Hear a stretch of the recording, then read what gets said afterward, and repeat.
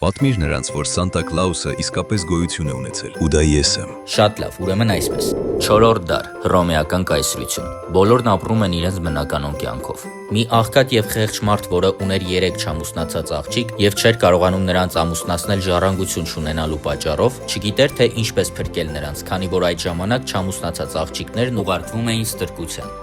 Այդ ժամանակ այնտեղ մի մարդ էր ապրում, ում բոլորը կոչում էին Նիկողայոս Զմյուռնացի, ու հենց նա էլ որոշում է օգնել այդ մարդուն։ Ասում են, որ մի անգամ գիշերով նա բարձրանում է այդ աղքատ մարդու տանտանիք ու մի քանի ոսկե մետաղադրամ է նետում ծխնելույզից ներս։ Նույնիսկ ասում են, որ մետաղադրամներից մի քանիսը ընկնում են աղջիկների գուլպաների մեջ, որոնք նրանք կախել էին վառարանի մոտ, որ չորանան։ Հենց սրա օգնությամբ էլ այդ մարդը կարողանում է ամուսնացնել իր աղջիկներին ու փրկել նրանց ստրկությունից։ Նիկողայոս Զմյուռնացին այս ճանապարհով նաև տարբեր նվերներ էր տալիս բազմաթիվ երեխաների ու երջանկացնում նրանց։ Նա իրականում հոգևորական էր, որն իր կատարած բարի գործերի համար սրբադասվեց ու անվանակոչվեց Սուրբ Նիկողայոս։ Հետագայում հենց այս մարդու կերպարի ու պատմության հիման վրա էլ ստեղծվեց Սանտա Կլաուսը։ Սուրբ Նիկողայոս լատիներենով գրվում է Saint Nicholas։ Saint բառից առաջացել է Santa բառը, իսկ Նիկոլաս անունից Կլաուսը։ Santa Claus։ Իսկ դուք միացեք Ռուբենի էջին, քանի որ դեռ շատերի մասին է ձեզ պատմելու։ Շնորհակալ եմ։